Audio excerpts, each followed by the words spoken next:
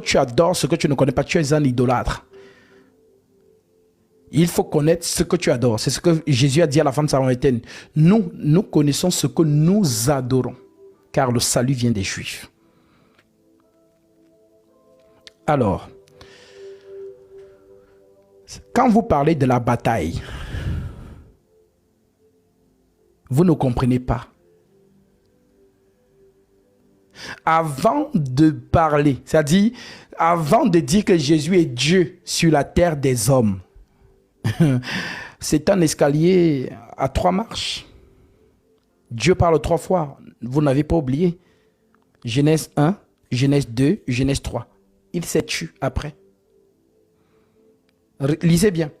La création, Genèse 1. Les instructions, Genèse 2. Et la prophétie, Genèse 3.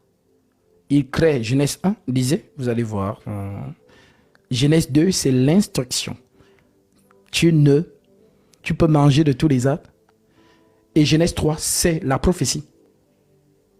C'est dans Genèse 3 qui donne la prophétie. 1 Timothée 3, Genèse chapitre 15, Genèse chapitre 3, verset 15. Je mettrai inimitié entre toi et la femme, entre ta postérité et sa postérité. Celle-ci t'écrasera la tête, mais toi, tu lui blesseras le talon. C'est-à-dire, les gens lisent ça, mais ils ne comprennent pas ce que ça veut dire. Pourquoi Dieu vient mettre une inimitié? Qu'est-ce qu'il y a eu? Il y a eu le péché. Il y a eu transgression de la loi de Dieu. Alors, la toute première prophétie, c'est dans Genèse 3,15. Je mettrai inimitié. L'inimitié veut dire hostilité. L'inimitié, c'est la guerre. Je mettrai inimitié entre toi et la femme, entre ta postérité et sa postérité. Celle-ci te écrasera la tête, mais toi, tu lui blesseras le talon. C'est un combat. Alors, la prophétie est double. Elle est physique et elle est spirituelle. Voilà donc pourquoi l'esprit de la prophétie, c'est le chiffre 7. 7 divisé par 2, ça fait combien? 3,5. Donc, première partie de la prophétie, c'est l'agneau, le pardon des péchés. Seconde partie de la prophétie, c'est le lion, le règne. Parce qu'Israël n'avait pas dans son programme un agneau. Voilà pourquoi ils n'ont pas cru en Jésus. Parce qu'Israël attend depuis longtemps un messie politique. Un fils de David, un guerrier. David est réputé en Israël pour le combat. David est connu en Israël d'être un roi qui était aux archers. Voilà la spécialité de David. Voilà pourquoi on appelle Jésus fils de David, conformément à la prophétie. Voilà pourquoi on dit qu'il est le prince des rois de la terre. On parle de qui? Apocalypse nous le dit. Et lui-même l'affirme. Je prends d'abord Apocalypse chapitre 22, verset 16. L'Écriture vous dit quoi? L'Écriture dit, moi Jésus, j'ai envoyé mon ange pour vous attester ces choses dans les églises. Je suis le rejeton de David. Je suis le rejeton de la postérité de David. David a une postérité. Et selon la postérité de David, il y a un enfant qui doit régner. Cette prophétie doit s'accomplir. Lorsque je débat avec les Juifs, vous savez ce que les Juifs me disent? Que Jésus ne peut pas être le Messie parce qu'il n'est pas de la lignée biologique de David. En d'autres termes, ce n'est pas le spermatozoïde d'une lignée davidique qui a fécondé Marie. Voilà pourquoi Jésus est disqualifié chez les Juifs, si vous ne le saviez pas. Demandez à tout juif, il va vous dire ça. Que personne, dont Joseph qui est de Juda, de la tribu de Juda, Joseph n'a pas Mougou Marie. Donc ce n'est pas la semence, c'est-à-dire biologique, dans le spermatozoïde d'une lignée davidique qui a fécondé Marie. Voilà pourquoi les Juifs sont catégoriques que ce n'est pas le fils de David. Alors, comment montrer aux Juifs qu'ils font erreur. Et comment Jésus se retrouve descendant de David. Parce que les enfants d'Israël, Jésus a dit, faites ce qu'ils vous disent, mais n'agissez pas selon leurs œuvres. Les enfants d'Israël sont assis dans la chair de Moïse. Ils maîtrisent la loi. Ils ont posé à Jésus des questions qui étaient vraiment pointues. Mais Jésus est Dieu, il savait comment répondre. Donc voilà pourquoi, selon cette écriture, ils ont raison. Jésus n'est pas d'une lignée biologique. Maintenant, explique comment Jésus se retrouve fils de David. C'est ça donc qu'on appelle la révélation. Dieu a fait comment pour se retrouver dans cette lignée-là? Alors, lisons d'abord ce que Gabriel dit à Marie. Les gens parlent de Jésus. Jésus, vous ne connaissez même pas. Luc chapitre 1. Je prends le verset 26. L'ange lui répondit. Oui, l'ange entra chez elle et lui dit, je te salue à toi à qui une grâce a été faite. Le Seigneur est avec toi. Troublée par cette parole, Marie se demanda que pouvait signifier une telle salutation. L'ange lui dit, ne crains pas Marie, car tu as trouvé grâce devant Dieu. Et voici, tu deviendras enceinte et tu enfanteras un fils et tu lui donneras le nom de Jésus. Il sera grand et sera appelé fils du Très-Haut. Et le Seigneur Dieu lui donnera le trône de David, son père. Voilà donc pourquoi on l'appelait fils de David. Hosanna, fils de David. On ne dit même pas fils de Joseph, on dit fils de David. Mais David, ce n'est pas lui qui commence la lignée de la Judée. L'ancêtre de David, c'est Judas. Fils de Joseph, de Jacob. Donc on devait dire fils de Judas. Et il y a une prophétie concernant Judas. Lisons la prophétie. Genèse, chapitre 49, verset 8. L'écriture dit quoi de Judas? Je prends d'abord le verset 1 pour que vous compreniez la pensée supérieure. Voilà, donc lorsque vous ne maîtrisez pas, ne venez pas avec moi dans les Écritures. Voilà. Jacob appela ses fils et dit, assemblez-vous, je vous annoncerai ce qui vous arrivera dans la suite des temps. Donc chaque fils de Jacob est une prophétie. Est-ce que vous m'entendez? Chaque fils de Jacob est une prophétie. Donc le père assemble ses fils, les 12 fils. Jacob appela ses fils et dit, assemblez-vous et je vous annoncerai ce qui vous arrivera dans la suite des temps. Maintenant il commence. Rassemblez-vous, écoutez fils de Jacob. Écoutez Israël, votre père. Ruben, toi, mon premier-né.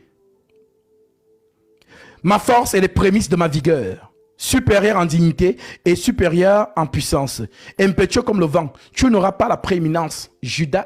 Ruben est destitué de la prééminence. Pourquoi? Tu n'auras pas la prééminence car tu es monté sur la couche de ton père. Tu as souillé ma couche en y montant. En d'autres termes, il a couché avec la femme de son père. Mais il y a un mystère dessus. Parce que le premier-né en Israël, c'est le père. En Israël, le premier-né, c'est le père. Voilà pourquoi, avant de demander la dîme, Dieu avait demandé quoi? De lui donner les premiers-nés de chaque maison. Ils m'appartiennent. Et Dieu appelle Israël et dit à Pharaon, laisse partir Israël, mon premier-né. C'est donc là que vous allez comprendre pourquoi Paul appelle Jésus en disant, il est le premier-né de toute la création.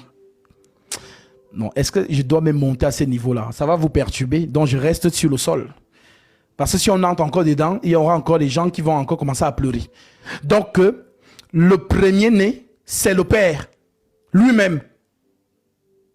Ah, ravissant. Est-ce que tu as vraiment compris ça? Ça là, si tu as compris ça, c'est que vraiment, Dieu a rendu ces choses fluides dans ton esprit.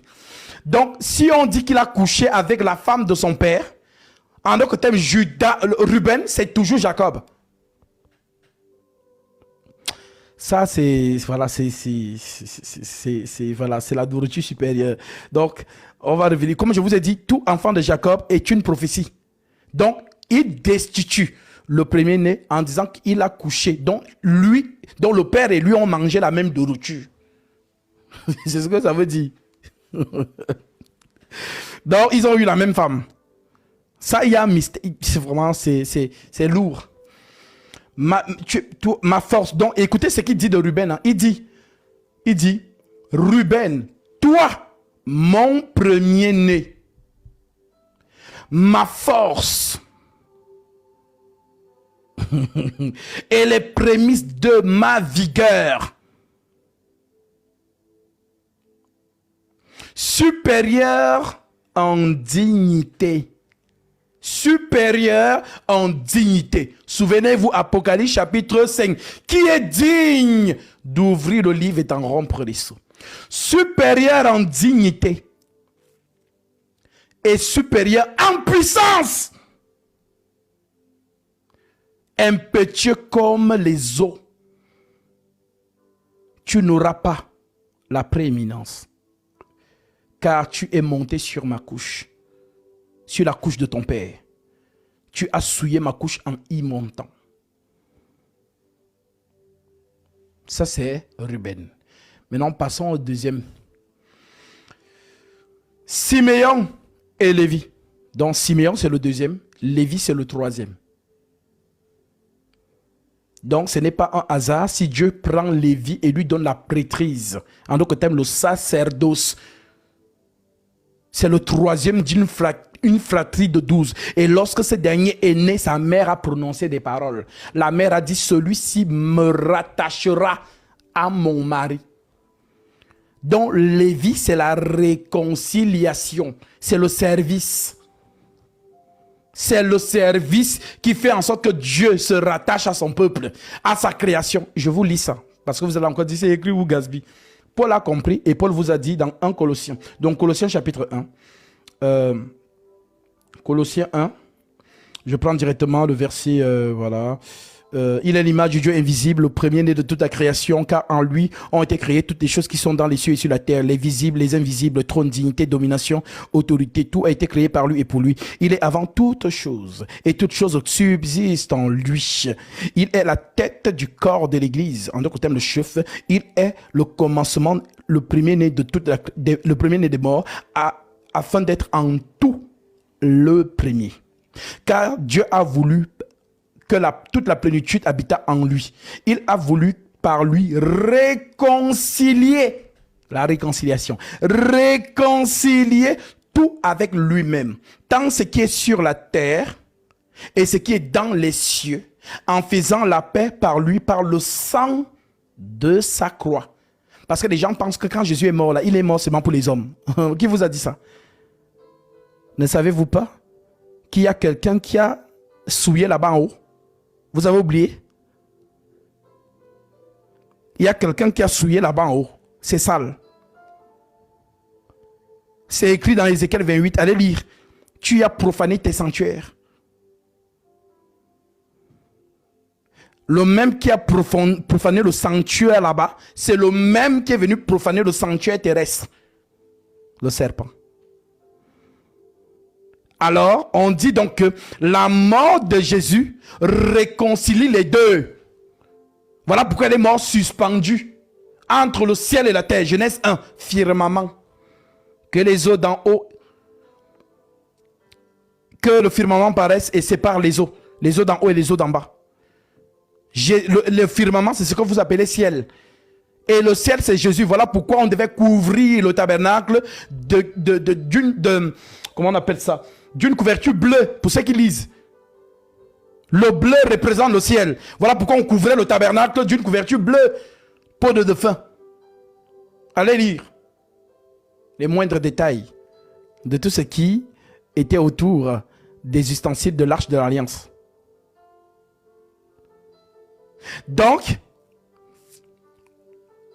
Jésus donc, on dit que c'est la réconciliation. Donc la réconciliation, c'est le service. C'est le chiffre 3. C'est Aaron qui fait le service pour réconcilier le peuple avec Dieu. C'est bon? Donc celui qui réconcilie les hommes ou encore la création avec le divin, c'est Jésus-Christ. C'est lui le service. Voilà pourquoi il dit le Fils de l'homme n'est pas venu pour être servi, mais pour servir. C'est lui qui fait le nettoyage. Dieu nettoie tes pieds. Pierre a refusé.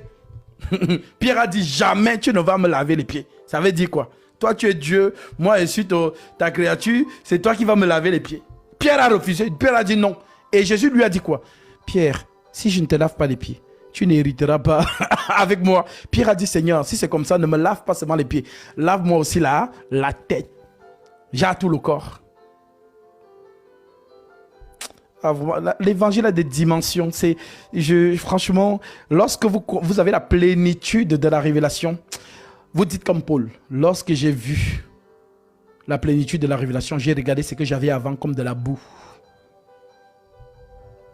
Alors, oui, il a voulu par lui réconcilier tout avec lui-même, tant ce qui est sur la terre et ce qui est dans les cieux, en faisant la paix par lui, par le sang de sa croix. Donc ce qui fait la paix de Dieu, c'est le sang.